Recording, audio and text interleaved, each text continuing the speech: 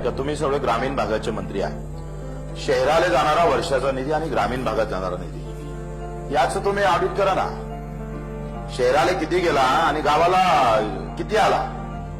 गाव वसन पडली चालली, तिकडे स्मार्ट सिटी करायला लागले, इथं मशानभूमी पण चांगली नाही आमची.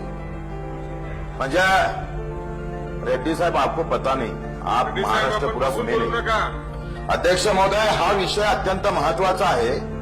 का गावात गेलं तर शिक्षण भेटत नाही, गावात गेलं तर आरोग्य भेटत नाही, गावात गेलं तर पाणी चांगलं भेटत नाही, गावात गेलं तर रस्ते चांगले भेटत नाही, एसटीचा प्रवास चांगला नाही. काय चांगलं गावात आहे अध्यक्ष महोदय? गावात काही कमसे कम काहीतरी एखादी गोष्ट सांगा ना.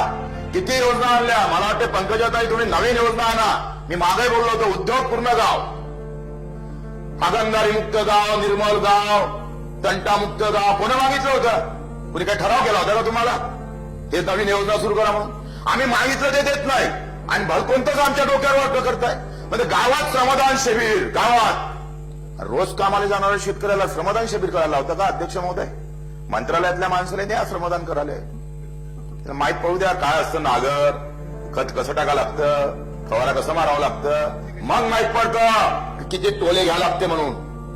अहो आपण पाहतोय अध्यक्ष महोदय, कलेक्टरले पगार 2.5 लाख रुपये, 10,000 रुपये रोज, आणि याला 10,000 रुपये कमवायला आयुष्य जातं. निवड नफा.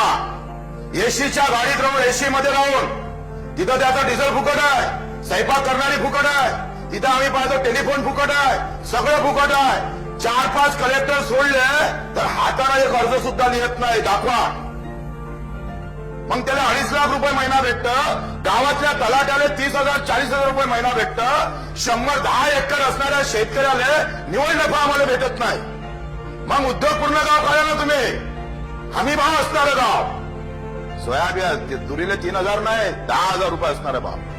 आर्थिक आम्ही शौचालय का बांधत? शौचालय का हाऊस आहे गाव रस्त्यावर जायची कोणाले? अहो थोडेसे पैसे आले तर माणूस शर्ट बदलतोय, शौचालय नाही बांधणार. तर पैसे काहीच नाही आणि द्या शौचालय. आपण पाहिजे त्याच्या घरातच पैसे येत नाही अध्यक्ष महोदय. काय चांगलाय मला सांगावं तुम्ही. शाळेत आपण जर पाहिली व्यवस्था तर आता कसं आहे, जसा पैसा आहे तसा देव आहे. पैसे जास्त असन बालाजी, पैसे जास्त असत मक्का मदिना, आणि पैसेच नसन तर गावातला देव जिंदाबाद. जसं तसे पैसे आहे तसं शिक्षण आहे. पैसे जास्त आहे तर अमेरिकेत जाऊन शिकायची अवस्था, और पैसे नाही आहे तर जिल्हा परिषद जिंदाबाद आहे. मास्तर येतं कधी जातं कधी माहित नाही. अध्यक्ष महोदय, हे ऑडिट झालं पाहिजे. अरे 100 आम्ही पाहतो का तुम्ही शहरातल्या लोकांना 100 रुपये 100 लिटरनं पाणी देता, एका कुटुंबाला 100 लिटर असं तुमचं मानसी, आणि आम्हाला 40 को 170. आता 170 आहे ना, आपल्याला 40 आहे. 40 लिटरच आहे ना मंत्री महोदय साहेब. मग हे आम्हाला तुम्हाला एवढे आम्हाला म्हणजे आम्ही एवढे काही वाया गेलेले माणसं होतो आम्ही. गावातले माणसं ते पाणी त्याच्या पाण्यामध्ये. अध्यक्ष महोदय तुम्ही सांगा का शहरातल्या लोकांना बकरी नाही, बैल नाही, ढोरं नाही, काहीच नाही. आपल्या पाण्यात बकरी पण पाणी पितं. आपण याच्यासारखं काम नाही करत. आता मग आमच्या जर याच्यात जर आपण ह्या योजना का थांबल्या? तुमचे जे खालचे अधिकारी म्हणतंय का ते बोरनं पाणी चालू आहे आणि कायमस्वरूपी पाणी पुरवठा आहे, पाण्यात काही टंचाई नाही आहे. बोरचं पाणी कायमस्वरूपी असू शकतं, ते कधी आटून काही सांगता येतं का? अध्यक्ष महोदय, हे निकष बदलले पाहिजे. मग तुम्ही जर शहराला 170 ठेवताय तर गावाला 40 का? आम्हाला आमचं जीवन तुम्ही मान्य केलं नाही का? आणि आपण ग्रामीण भागातले आहे. तुम्ही उद्याच्या उद्या बदला. हटाओ सावन की घटा, ये शुरू हो जाएगा. तुमच्याकडून हे अपेक्षित आहे आणि मला वाटतं ते तुम्ही करू शकता. कारण गावातला माणूस हे करण्याची ताकद ठेवतो. शहरात तेवढी ताकद नसते, ती भाषणानंच मोठी होतं. आणि म्हणून ते सुद्धा हा निमित्तानं, या चर्चेच्या निमित्तानं एवढं तर झालं पाहिजे ना.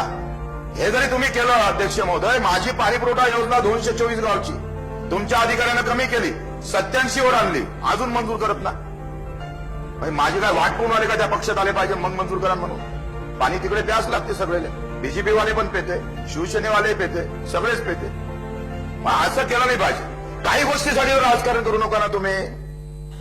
आता आरोग्य सेवा, हा सत्तातला का एक जण मला आता भेटला म्हणजे तुम्ही आमच्या पक्षाकडून तुम्ही काम करून घेता. म्हटलं तुम्ही काय कामाला जाता का?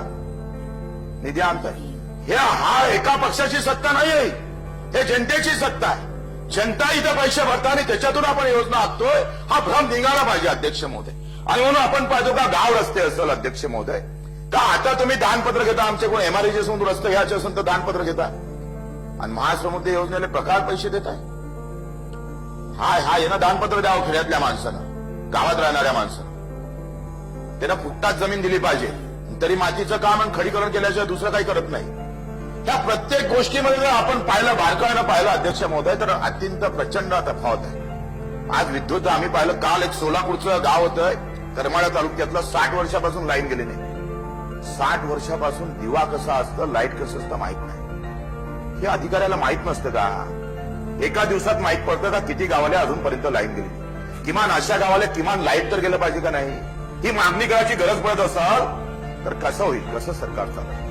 आणि म्हणून आपल्याकडून अपेक्षा आहे का गाव आणि शहर ही जी काही दुरी निर्माण होत चालली आहे, तफावत पहिले जाती धर्मामध्ये होती, जाती जातीमध्ये होती, आता शहर आणि गाव अशा प्रकारची तफावत आहे. माझ्या इकडे अप्परवटा धरण झालं आणि पाणी शहराला लगेच गेलं, पण त्या धरणाच्या बाजूने असणाऱ्या गावाला पाणी नाही भेटलं अध्यक्ष महोदय. ते पाणी भेटण्यासाठी त्याला रक्तरंजित क्रांती करावी लागली. एका जणावर गोळीबार झाला आणि मग त्याला पाणी भेटलंय. जमीन आमच्या गेल्या, धरण आमच्या जमिनीवर उभं राहिलं, पण पिण्याच्या पाण्याचा सुद्धा हकदार होत नसल तर अध्यक्ष महोदय हे दुर्दैव आहे.